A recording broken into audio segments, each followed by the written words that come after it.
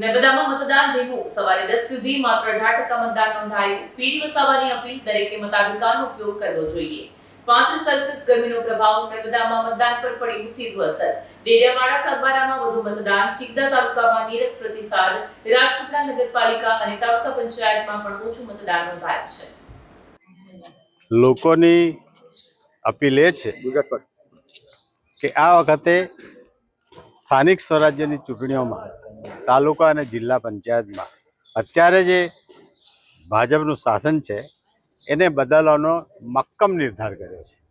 જ્યાં જઈએ જ્યાં ફરીએ ત્યાં એક જ વાત છે કે આ વખતે પરિવર્તન કરીને તાલુકા અને જિલ્લા પંચાયતમાં કોંગ્રેસનું શાસન લાવવું છે એમ મતદારોએ નક્કી કરેલું છે.